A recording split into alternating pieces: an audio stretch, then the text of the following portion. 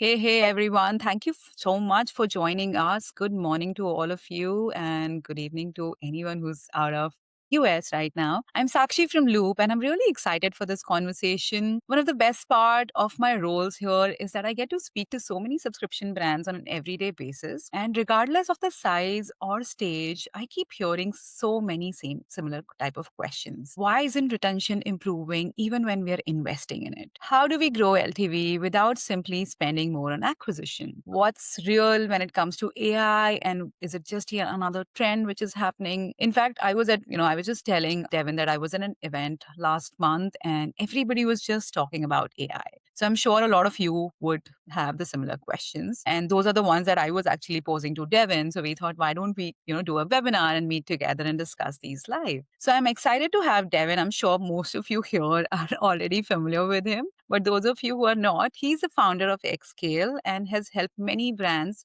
to grow, especially Living Good Daily, who was one of our early customer. He helped them grow past $50 million. Across his portfolio, he's worked with brands generating more than 90 million in revenue, helping them tackle growth, retention, and operational challenges at scale. So today, on behalf of all the founders, operators, and marketers joining us, I would love to dig into a few questions that I had with him. One, the infrastructure gaps that are quietly stalling subscription growth, the practical 90-day plan that Devin keeps talking about. How can he help us lift the LTV for brands without increasing the ad spend? And where Agentic AI is genuinely helping retention teams and where it's mostly a noise. I'm sure all of you would want to know about that. So we'll just some more check-ins. We'll leave plenty of time for questions in the end, but feel free to drop them in the comments in the chat section throughout the session. We'll try to address any of them which we can over the chat itself. But for the rest of them, we'll take them in the end. And please also stick around till the end. We've got some great resources to be shared with everyone. With that, I would love to invite Devin onto the stage. Devin, thank you so much for joining us and let's get started here. Devin, stage is yours. Awesome. Thank you, Sakshi. It's awesome to be here. Love coordinating with the Loop team and talking to all the peeps. Can you see my screen all right? Just give me a thumbs up. Okay, perfect. All right. Before I jump into all this stuff, the subscription craziness, the agentic AI, acquisitions, retention, all that kind of stuff, I do want to preface the way I do presentations. I like to make them a little fun. I don't like dry slides. So I got a lot of slides to roll through. 99. I tried to make it 100, but I didn't want to add fluff. 99 slides, but I'm going to roll through them really quick. And I'm going to try and make this fun for everybody while giving you the information that you actually came here for. So without further ado, let's talk about the 90-day subscription growth system for Shopify brands. We're going to touch on LTV. We're going to touch on acquisition. We're going to touch on agentic AI at the end, and a pretty cool announcement that we're doing anyways, we'll get to that, but let's jump in. Okay. So before we jump in, hi, I'm Devin. I'm founder of Xscale. I was the ex-chief awesome officer at Living Good Daily. What that means, I don't know. Mostly focused on marketing, but I did taxes and all that kind of stuff too. We scaled that brand over $50 million in revenue in less than 4 years. I've managed over 7 figures in monthly ad spend. I currently own a portfolio of 3 supplement brands and 1 automotive parts brand. And I love building cool things and positively impacting other people. These are some cool awards that we got at Living It Daily, just so you know, like, hey, it's real. You can even see me right here trying to take a picture without being in the reflection. But we got the 7-figure award from ClickFunnels, the 8-figure, and then each one of these records is 25 million, which is pretty cool. We got those cool Shopify awards, the little like basket Shopify logo for 100,000 orders, and then the good old Zipify $1 million merchant wrestling belt. Why Ezra and Zipify chose a wrestling belt, I will never know, but it's cool. And then we're on Inc. 5000, 6th fastest growing company of 2022. Pretty cool. I always saw High Key, the healthy cookies in the grocery store. So when this came out, I was like, whoa, that's cool. I see them in the grocery store all the time. So I show you all that just to let you know, like, hey, I've been there, done that, been through the ringer and all that kind of stuff. But today, like I mentioned, I own 3 supplement brands and then 1 automotive brand. And they range between 500K to 1.2 million for the supplements and then 3 million for the automotive. Not big brands by any means, but just to show you that I'm in the niches, I'm doing all the things on a day in, day out basis. Now I spend all my time helping brands grow and most recently jumping into the crazy AI world, but mostly around developing custom AI agents to help brands grow. So one thing that I want to make very clear to everybody is my mission in life And everything that I do, like the reason that I wanted to be a part of this webinar and do this kind of stuff is I want to help 1,000 founders impact 1 million lives each. So on my deathbed, I can say I impacted 1 billion lives. That's pretty cool. That's a pretty cool way to go out. So my promise for you here today is by the end of today, bear with me, this is wordy. Tried to shorten this down, but I couldn't give it justice. By the end of the day, you will know how to identify the hidden gaps, hurting retention, unify your subscription ecosystem, and use agentic AI to improve forecasting, reduce churn risk, and grow LTV over the next 90 days. Okay, it's a little wordy, but let's keep going. So before we jump into all the details, I need to know actually who's out there. So I can't see this, but I'll look when we get to the questions. So do me a favor, put a 1 in the comments if you already have a subscription program. Okay. Put a 2 in the comments if you have a subscription program, but your main problem is retention, keeping them around. Put a 3 in the comments if you have a subscription program and your main problem is acquisition, so getting actual subscribers. And then put a 4 in the comments if you're actively using agentic AI.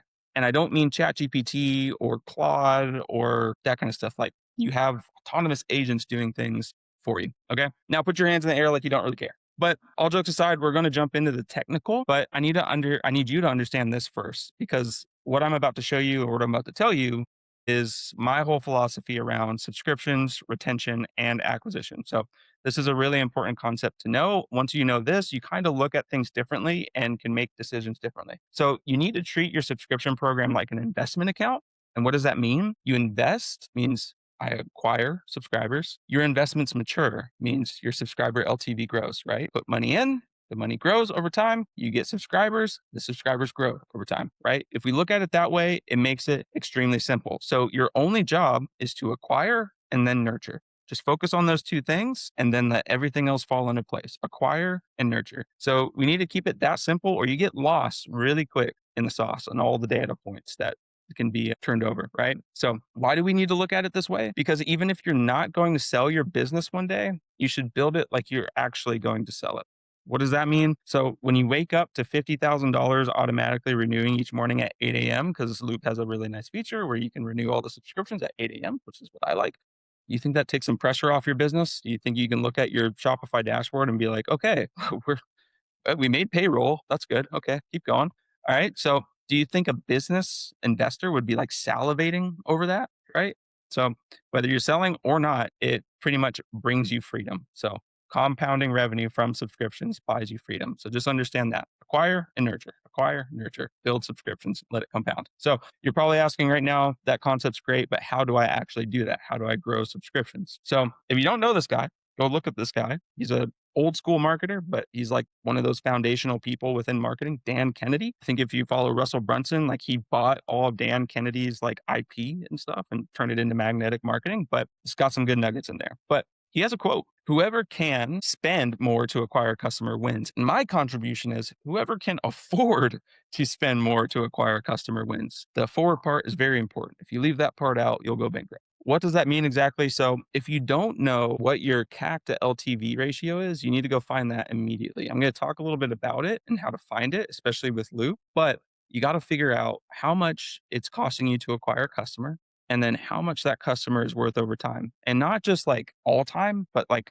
30 days, 60 days, 90 days. I've seen some people go down to like 7 and 14, depending on their business, but get those basic ones out of the way, 30, 60, 90. Just start with that. How much are they worth over that time period? So here's 2 examples right here. And I'll try and make this as clear as possible. I'm not going super deep into the weeds, so bear with me. Business A, you've got a cost to acquire a customer at $50, AOV at 35. Your ROAS is 0.7. So I'm putting $1 in the machine, I'm getting 70 cents out. Doesn't that seem like a losing game?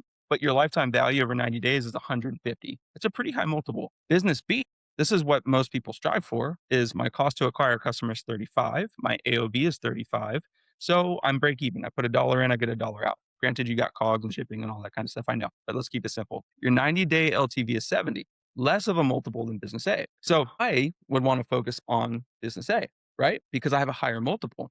Advertising works like an auction. If I can afford to spend more than my competitors, then I win the customer 9 times out of 10. You got to have a good product and all that kind of stuff. You can't skip that stuff. But if I can afford to spend more than my competition, then I can acquire more customers. Key word there is afford. And that's where subscriptions really pad your numbers. So do you think having a good subscription program will make acquiring customers easier? You should probably say yes. Do you think nurturing your customers or your subscribers will increase your LTV? Should probably say yes, right? So, how do you monitor these actual metrics in Loop? Because it's easy enough for me to say your cost per acquisition needs to be this and your LTV needs to be this. But how do you actually get down and say, well, what can I afford to acquire a customer and what is my like subscriber LTV, let alone my all time LTV, right? So, there's some views in Loop subscriptions that I absolutely love. I really only pay attention to these three views. Very often, I'll poke around and look at other stuff, but when I'm making decisions, especially with my advertising and like bigger marketing decisions, there's three views that I always go to like 80% of the time. Pareto's law, 80/20. So when you go into Loop and you go to cohorts and you go to subscriber retention, now you can see your retention over a longer period of time. So 1 month, 2 months, 3 months, etc. So we're looking at one of my brands here, The Natural, and I can see, okay, around month 4 or 5, I'm losing about 30 to 40% of my customers. That's pretty solid for what I've seen with supplement brands, right? A lot of supplement brands, I see a 40% churn within like 1 month or 2 months, just the way they're marketing. But this brand is pretty solid. So I can see how long they're sticking around. And that should tell me one thing. How long my peeps are sticking around should tell me, okay, they probably like me a little bit, or the brand at least. And then here's my second favorite, the average subscriber LTV. So same place, cohorts, you just change that drop down to average subscriber LTV. Now I can see how much they're worth on average over time, right? So I'm looking at month 5 and 6, but better yet, let's look at month 3. On average, it's looking about like between $110, $130, right? So that's how much that customer is worth to me over time when they're subscribed. And you can see how that compounds over time. Like look at month 8. Imagine what month 9 or 10 or 11 or 12 would be, right? So that tells me how much I can actually afford to acquire a customer, factoring in some other math, right? So how much my subscribers are worth over time. So those two views right there give me a rough idea.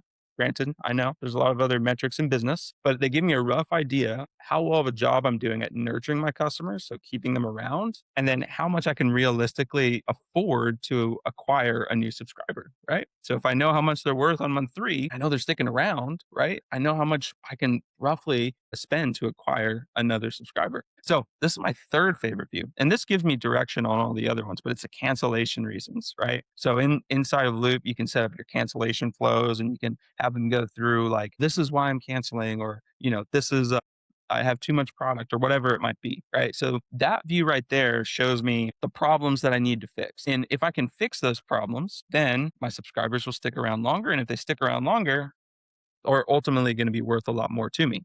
Maybe this is elementary to some people, but I love thinking this way because it just keeps things really simple for me. So building a good subscription program plus nurturing your subscribers will allow you to outspend your competition in the marketplace, right? When you're advertising on Meta or Google or whatever it might be. You just got to have clear analytics and see where your customers are coming from and what's driving them to subscription and what's keeping them on subscription over time.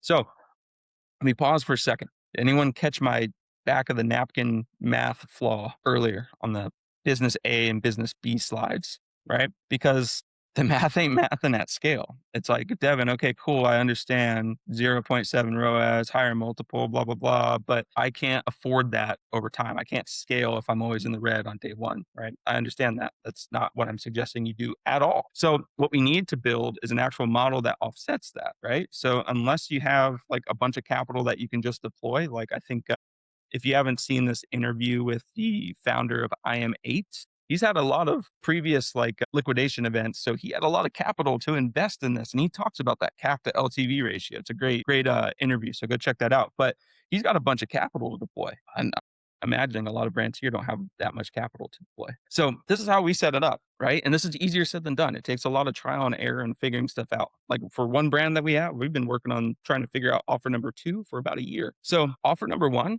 our subscription offer. This might look familiar. So we're spending $10,000 a day, right? Our cost to acquire a customer is 50. Our average order value is 35. There's that 0.7. You math that out. We have a $3,000 loss on day 1, but our LTV is still a higher multiple, $150 after 90 days. Then you deploy offer number 2, not entirely different business, just a different offer, right? And it might not be subscription focused, but its purpose with spending $4,000 a day, higher cost per acquisition, but also higher average order value, making my ROAS positive 1.8. All right, cool. I'm making $3,200 a day on this offer. netting me $200 when you put these two together. And then my lifetime value is 195. Not as high of a multiple as the other one, right? So you're probably asking, well, if that's the case and that one's profitable, why wouldn't I just scale offer two? Well, it's because we're playing the long game. Offer two isn't built for compounding. When you run those numbers between the two, can you imagine how much more your customers are going to be worth? Ones that you're flooding into offer number one and they're compounding over time at 180 days, 365 days, right? So your average orders value is 35, and then within 90 days, they're worth 150. Once again, this is all imaginary numbers. I'm just trying to make a point. And then versus your average order value is 180 and you only make 15 more dollars on them over 90 days, right? But that's how we have to look at it. I'm just being hyperbolic with these numbers. So it's not about one or the other. It's about using them together and building a model or a system that actually scales. You can't just scale that one 0.7 offer. You can't just scale that 1.8 offer. You'll be missing out on future. You'll make a little bit today, but you'll be missing out on the future revenue. So you need to have something that gives you cash for today so that you can maintain the things that give you cash for tomorrow, right? So I have my profitable offer that's allowing me to reinvest in my offer that's bringing me cash for tomorrow and scaling me over time, right? So it's the same as you work and it pays the bills in life today, but you invest a lot of it so you can live a good life in the future. That's the same way we have to look at it. So everyone hang with me so far? Does that all that stuff make sense? Just put a thumbs up emoji or yes in the comments. Cool. So we need to make sure that like the customers that we're actually acquiring, we go on the marketplace, we know our numbers, we're like, boom, okay, I can spend this much to acquire a customer. Are they actually sticking around the same way that this panda doesn't want his keeper to leave? So how do we actually do that? It kind of all starts at the beginning. And it's like your favorite movie. It's like Star Wars. Like it all starts here at the beginning. So I want you to have like the one thing that, most brands are missing out on, right? It's the thing that Loop actually can't just do for you, right? And Loop can do a lot of amazing things to supercharge retention and acquisition. We use a lot of them, but they've got comprehensive data like I showed you. And just those three views that I showed you is probably like 10% of the data you have access to. So diving deep into that and understanding they have cool features like streaks and flows and all that good stuff. So you can set up reward programs when somebody hits month 3 on their subscription, reward them, give them a discount, send them a goodie, give them a surprise, something along those lines, right? They've got cancellation flows, like I mentioned, and you can customize those cancellation flows. One of my favorites was with Living a Daily. When somebody would cancel, got this video of the founder, Dr. Blake Livingood, popping up and being like, whoa, whoa, hold on, don't cancel. And that saved a lot of people. My grandmother is a customer of Living Good Daily. And she's like, every time I go to cancel that subscription, DLG pops up. And I'm like, maybe I shouldn't cancel. All right. So you got all cool functions like that, but everybody has access to that. There's no secrets there. You jump in there, you use the platform, and you'll find those features and you'll find what works for you. I want to share something with you today that Loop can't do for you and that will help you understand and supercharge kind of like retention and acquisition. Okay. So the secret here is that we don't really think this way when we're setting stuff up from a marketing perspective or even a business perspective, but your consumers are actually making this decision of how long they're going to use your product before they even pull the trigger on it, right? Before they even get your product, they've already made a decision. And you just have to make sure that you cater to that customer, right? So think about it when you jump into or when you're looking to buy something, right? There's usually two frames of thought. It's, I'm going to give this a try. And I can give you many examples where this is my frame of thought. Or I'm going to be hyper committed to this thing. I'm locked in. So I'm going to give this a try, or I'm convinced I'm making a committed decision. I'm in it for the long haul, right? So neither of those are wrong. Both of those are just how most consumers actually think. But we just need to make sure that we cater to both of them on our like landing pages or our offers, right? So for the I'm going to give this a try people, you need a strong product or brand. You can't just sell them widgets and powders and expect them to stick around, or brand that delivers results fast so you can keep the customer, right? Because they're going into this thinking like, I'm just going to try this, right? So they have one foot in, one foot out. So make sure your product and your branding and your communication just wows them right out of the gate. So you turn that, I'm going to try this into, oh, wow, I really like this. I'm going to try this a little bit longer. Right. And then for that, I am convinced and I'm making a committed decision, people, you just want to be reassuring that, hey, that you need a strong offer, first of all, but you want excessive communication. You want to just assure them like the decision that they made, the long term committed decision that they made is good. Show that long term value, the thing that they're like investing in.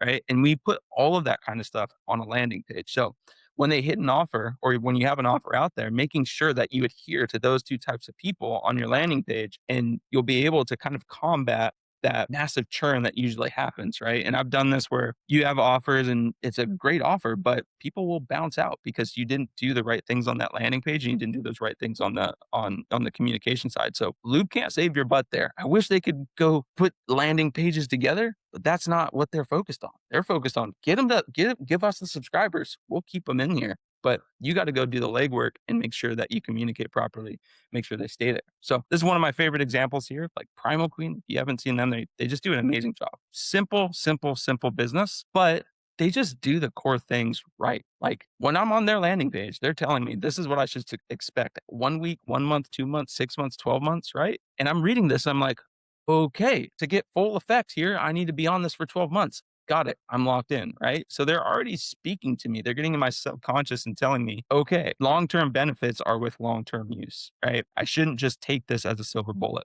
And then this is my favorite. So get emotional buy-in. Not enough brands do this. It's tell a story on your landing page. Like go through the whole story arc, right?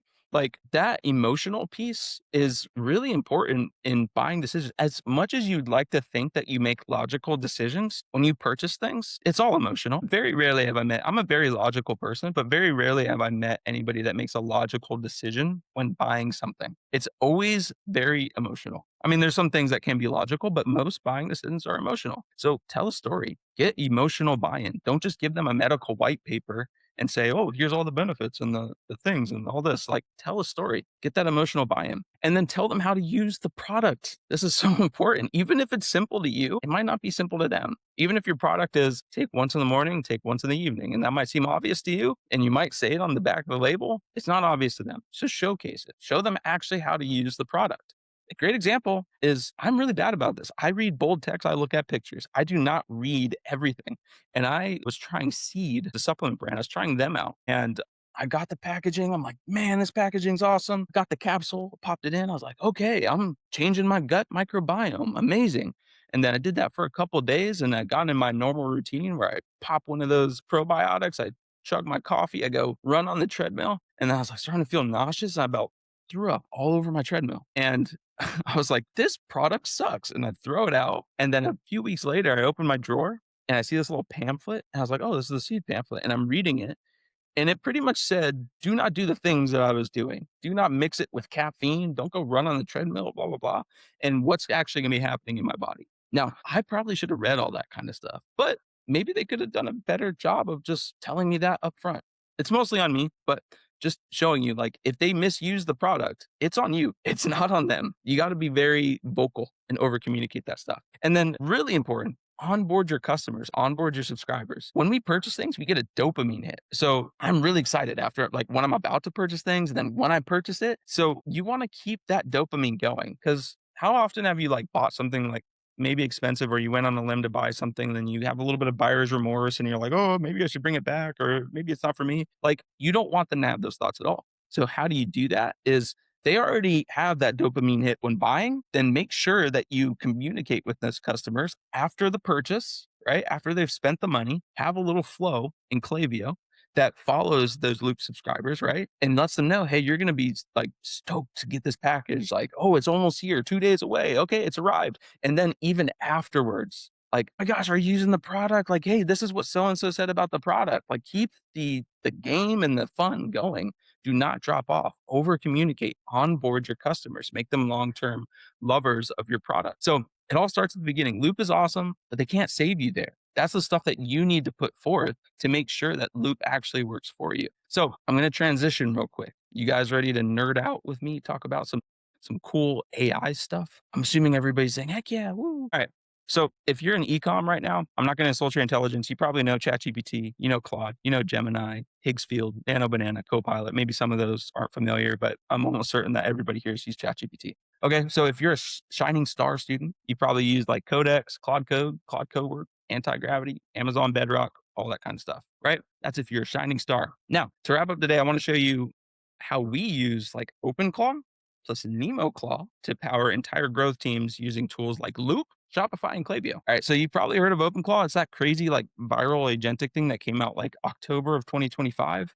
And it uses all those LLMs that I just mentioned, ChatGPT, Claude, and all that kind of stuff. It's like the wrapper that goes over it. Plus, it's like a creepy digital robot. You probably heard like this thing is like not secure. People are losing their credit card information, all that good stuff. NemoClaw is actually brought about. You probably haven't heard of this one. It's from NVIDIA. So Jensen Huang at NVIDIA, really big company. If you haven't heard of NVIDIA, be hard to believe that you didn't. But they created NemoClaw to pretty much get rid of all those security issues that come with utilizing OpenClaw. So they are a security layer that goes around OpenClaw. Okay.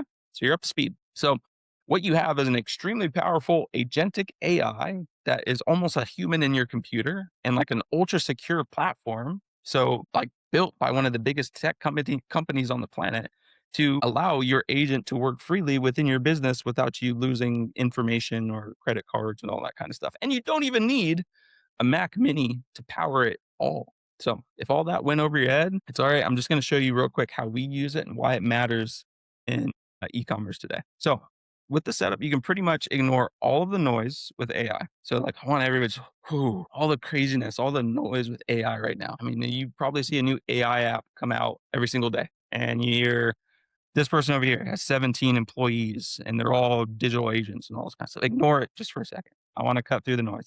I'm really good at just cutting through the BS and just giving you the thing that's like, just do this. Okay. We're just going to talk about OpenClaw, Agentic AI, and all that good stuff. I'm not going to be talking about all these different apps and things that you need to put together and blah, blah, blah. So we can focus on strategy and actually growing the business. Weirdly, the thing that nobody in this AI space focuses on. So I'm just going to start with an example. So this is my agent.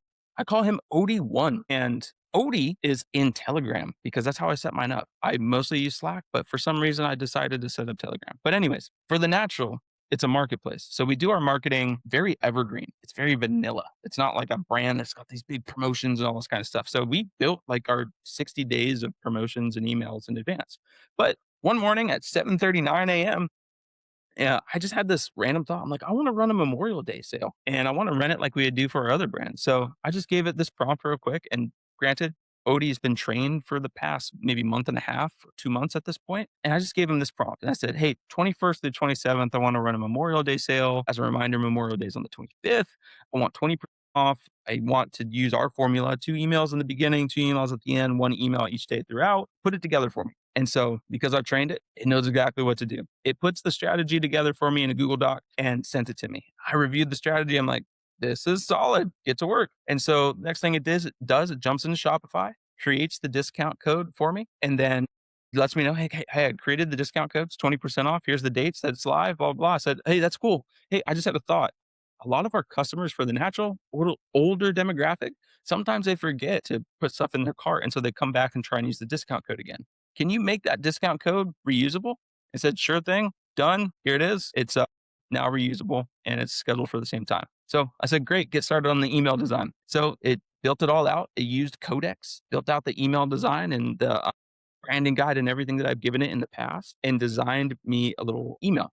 And the only prompt that I gave it said, just make it American flag, red, white, and blue for Memorial Day. And it sent me, I asked it to send it to my email so I can just review it from like my phone and from my desktop to see how it looks. So it sent it to my email here. I checked it out. I said, amazing work, Odie. You're fantastic. So get to work on getting all the emails into Klaviyo. So then it went into Klaviyo and it created all of the segments that I'd need for this campaign by looking at the historical data of Klaviyo, finding me the best segment for open rates and click rates and purchases, all that kind of stuff. And then it created all the emails, wrote all the copy, designed all the emails, and put them right here in Klaviyo, put them in draft mode so I can review them. So then I went through each one, reviewed it, and all looked good. And I gave them the thumbs up and went ahead and scheduled them all out. And this was the email that it designed. I was like, dang, that's pretty good. I didn't really even have to prompt it. It just knew that, hey, the Naturals branding is very like bland. It's dark green. It's got the logo on there and it added that red, white, and blue flare. So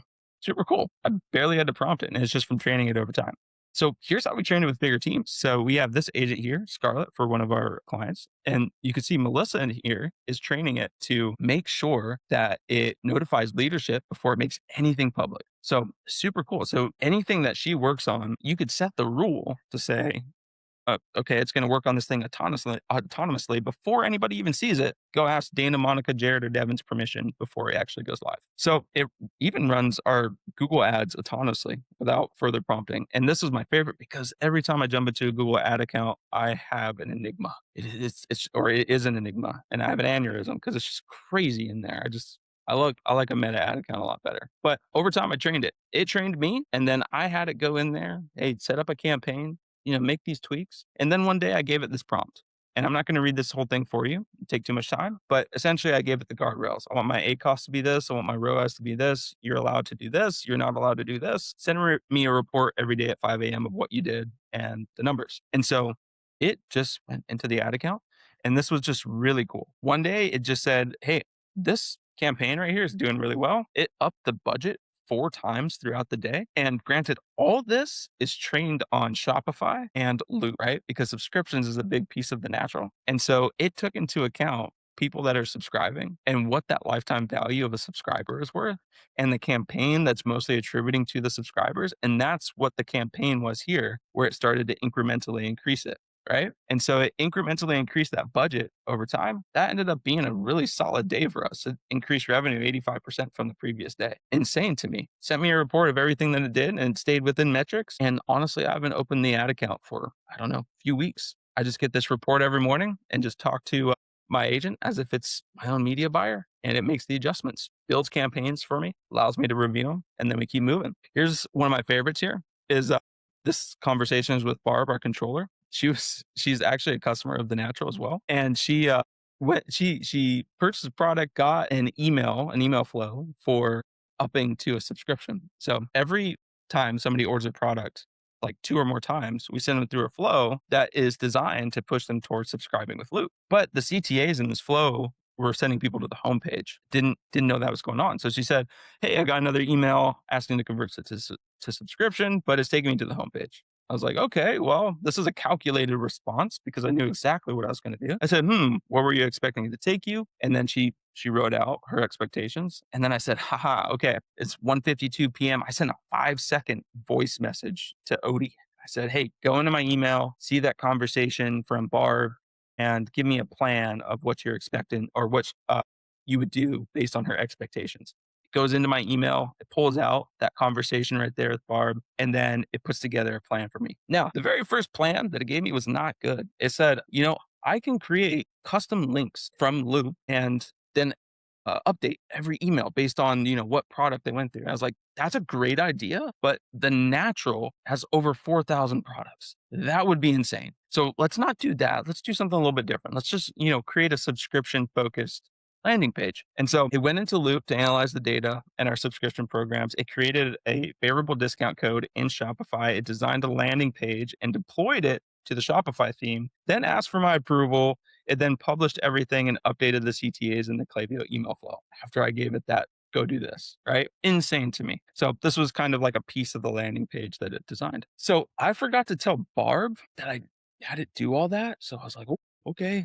3 days later, she sent me an email and she's like, this is much better. She got the next email in the flow. All the CTAs were updated and it sent her to that landing page that it developed. I was like, that is rad. That is so cool. That would usually take quite a bit of time to do. So we've built and trained like agentic AI to actually grow our businesses, to cut through all of the noise and use tools like Loop, use tools like Shopify and Klaviyo, and just avoid all of the shiny object stuff. Like AI is only good if it's helping you grow. And so that's what we just focused on, not to show off, oh, look, we got 17 AI employees doing these meaningless tasks. Like that stuff's cute and all, but we actually want to grow our businesses.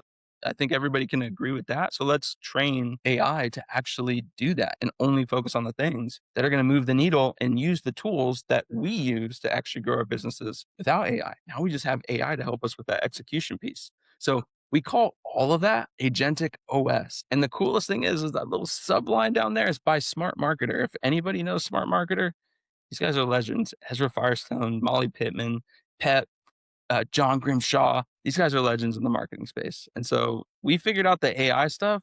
They got all the years and years and years of marketing knowledge and e-commerce knowledge. So we partnered with them to essentially build a brain of all the smart marketer knowledge and build these agentic systems around them. So it's super cool. But if you want to learn more about that, you can go to our website there at the bottom. It's dxscale.com. So that ends it, guys. I appreciate you taking the time. Maybe I went a little bit over, but open the floor to questions now, I guess. Thank you so much, Devin. That was so good. I mean, I've been hearing about OpenClaw. I, in fact, did a workshop as well, but it's been so confusing. And this was so easy to understand. Thank you so much, especially the use cases around it.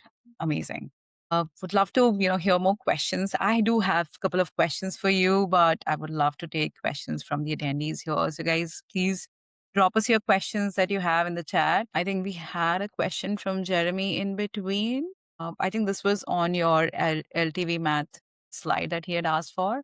Mhm. You want to take a look at it? He said, you may get to this, but from a cash flow perspective, are you trying to increase AOV on the first sale or at least 90-day LTV via prepaid multi-pack subscriptions? Yeah, so that's one way to go about it. So the way I think about it is I want to make sure that I'm kind of hitting like both layers, right?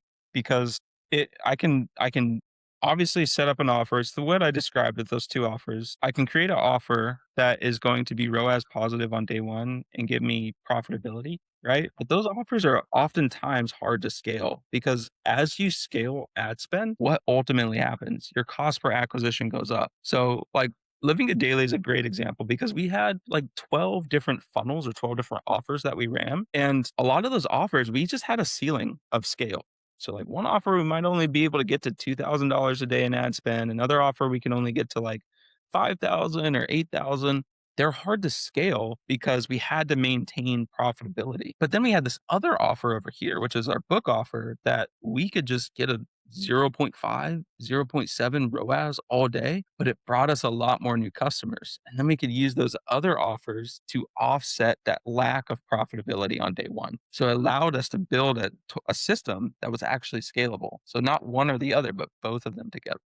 Makes sense. I do have a question, Devin. Like, I'm sure a lot of founders who are watching here, they know that they have a retention problem, but it's too busy to fighting fires to fix it. So, what's the one thing that you would recommend for them that they should be doing this week if they have to start? Yeah, I think with all of this stuff, right, that you can set up a lot of like workflows and all of this kind of stuff. But for retention, if you wanted to solve it this week, is first just go into the data, understand why people are dropping off, right? Those cancellation flows, for example. So if you're in Loop, it's really easy for you to go look at that. But just get that understanding and then just hyper focus on that, right? A lot of people that I've noticed end up canceling is because they have too much product or whatever it might be. And that's an easy switch and loop to say, how about instead of canceling, you just skip until next month or delay your order, right? That would be the quickest way. Just understand why they're actually canceling and then just hyper focus on that. But to give you an actual like what you can be doing, over communicate because a lot of people will just drop off from lack of communication. So look at your communication. Are you emailing them like not like a sale email or promotional email, but like are you like talking to them genuinely? With all this AI stuff going on, the last thing that we're going to have as business owners or marketers is the ability to communicate and have human relationships with our customers. So, if anything, if you can't see that data and you can't set up like cancellation flows, go communicate with your customers. Call them, email them.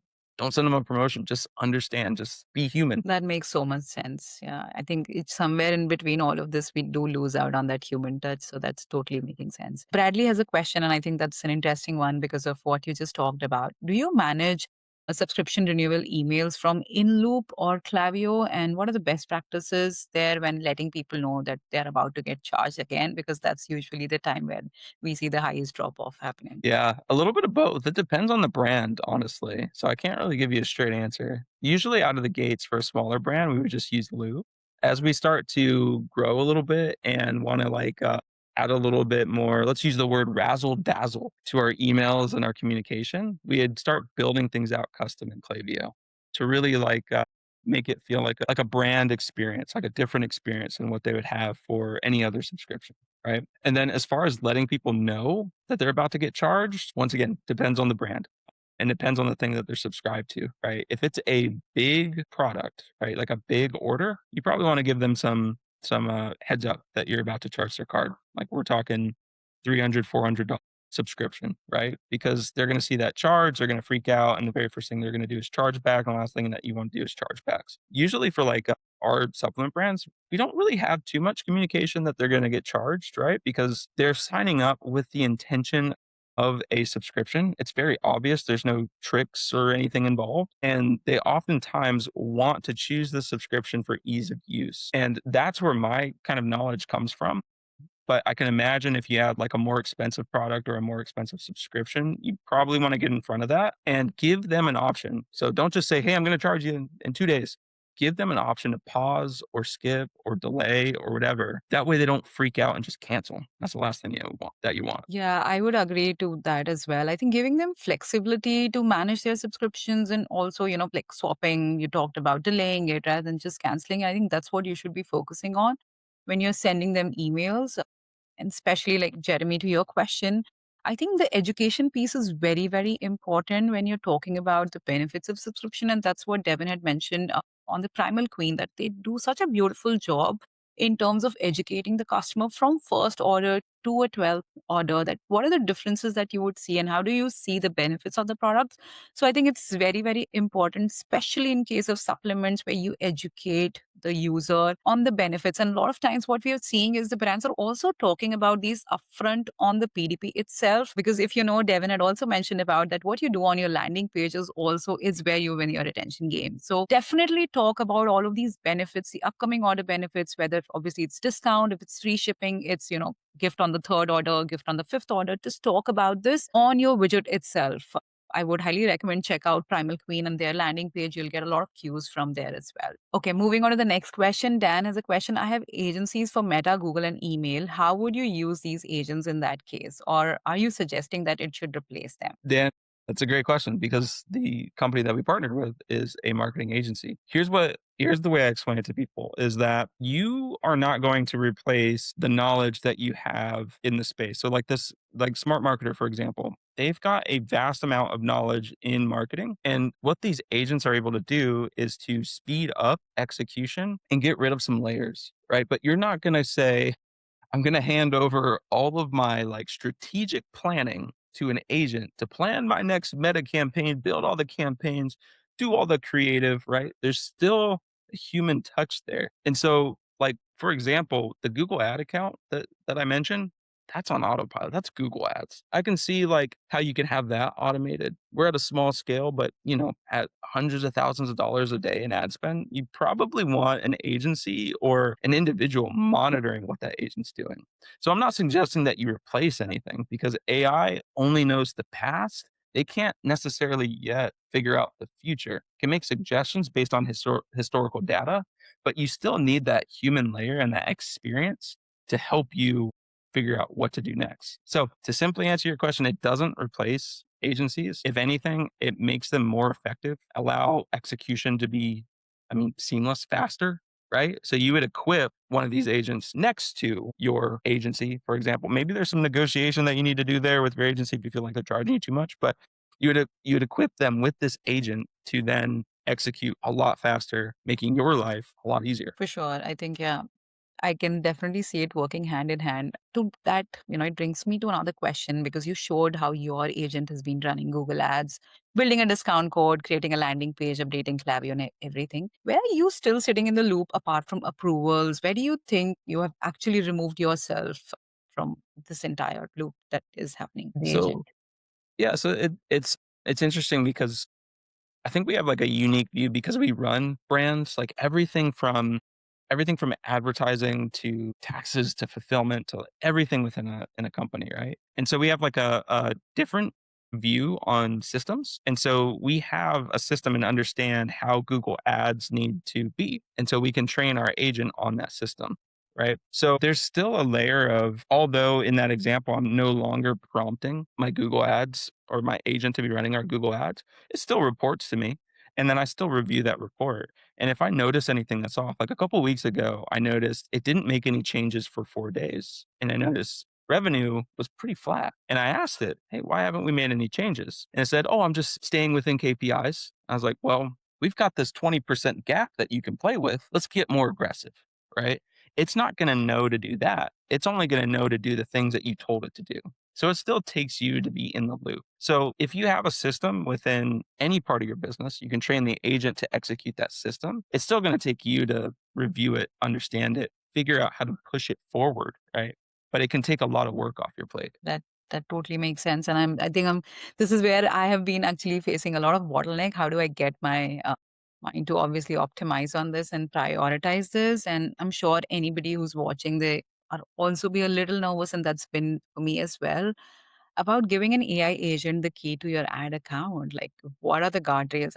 I know you mentioned about it, you touched on it briefly, but what do these guardrails look like? You also talked about NeoClaw, but how does it help? How do you let it move without doing something, or doing something stupid at 3 a.m.? Yeah, very slowly. The way I explain it to people, it's like a really intelligent toddler, right? It can learn really fast. It knows a lot of things, but it will make mistakes, right? So, like for our Google Ad account, it wasn't just immediately, here's the keys to the castle, go figure it out. It was, hey, tell me what to do in the ad account. And so it'd go through the ad account, like it had read access, right? It'd go through the ad account, look at the data, go look in Shopify and say, maybe you should set up a campaign like this. And I'm going, okay, I'll set this up. Okay, that worked pretty well. And then it turned into, hey, let's do this together. I have an idea for a new campaign. Can you go set this up for me? It goes into the ad account, it sets it up, see how it performs for a little bit. Okay, that worked well. And this is like a month and a half timeline. And then one day it's like, okay, let's take the leap. Now, here's the guardrails. You know what to do. Just stay within the guardrails and see how it interacts in the ad account. Now, from a security perspective, we try our best to connect everything through APIs and secure connections. You can give like an agent UI access, which is very, very creepy, where it will go like log in with an email and password. And then it'll message you, hey, send me that two-factor authentication code. You send it the two-factor authentication code. It goes into the UI. But more issues could come from it doing that than going through an API, right? Because you could set the limitations in an API connection, like read only access, or it can only write here, or it can only read here. So you can kind of safeguard between those things. Like Shopify, our agents don't have access to like all the customer data. It doesn't have access to any of the financial pieces of Shopify. It can't go download new apps and things like that. So it's just setting those guardrails for it in the beginning. So same with Meta. You set up a custom Meta app. You set the guardrails on like what it can and can't do, and then it can go through that app. Okay.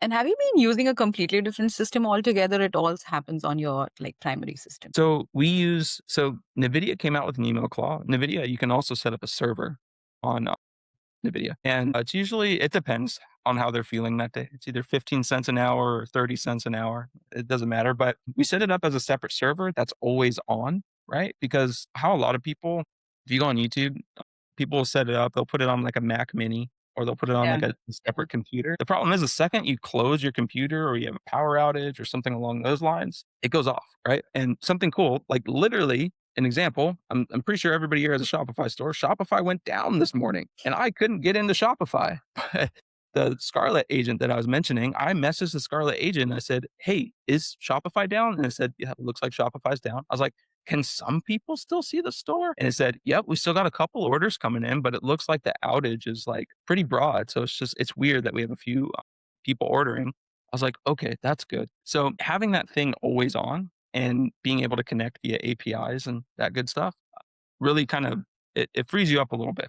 It makes things a little bit safer. Got it. Yeah. Perfect. Okay. I think, Jeremy, you also had a question which I missed, which is on the series of emails and flows. Yes, definitely, we do recommend some of these. In fact, we did a retention playbook with Klaviyo last month. So I'll ask Agrima from my team to send it over for you guys. So it has different 8 flows that we talked about throughout the subscriber journey, starting from obviously first order to dunning and upsell and all of that. So I'll ask Agrima to drop the link in the chat and also include it in the follow-up email if that's possible. So you'll have all of those on your hand. Devyn, thank you so much. This was genuinely very, very, very helpful and so good to get all of that information from you, especially because you've been on the brand side. Now you're running an agency, you're also working with so many other brands. So it really helps us. And for everyone who joined us today, thank you so much. You will get all the details that we talked about. And in your inbox, you will get the retention playbook, the churn prevention playbook that we'll be sending up, plus the AI checklist that Devyn has prepared. So you'll also be getting that. Both are free, both are yours to keep. So if you don't see it within a day, ping us and we'll get it sorted. And that's all from my side. Thank you, Devyn, for for your time again. All right. Thank you for having me. Thank you so much, guys. And if Devyn has said something that has landed well on you and you want to go deeper into this, please, there are two places to go. Devyn and his team are at xscale.com, and that's where you can learn everything about Agentic AI setup, his 90-day system, all of it. And if you want to dig deeper into how Loop fits into your retention site specifically, if you have any specific questions around Loop, there's a QR code. If you can see on the screen, you can scan it to get a free audit. And yeah, if you have any existing questions, please send us an email and you'll get all the details from us and we'll set you up and wherever it's right for your stage. Okay. Thank you so much, everyone. Thank you for your time. Thanks all. Thank you. Bye-bye. Take care.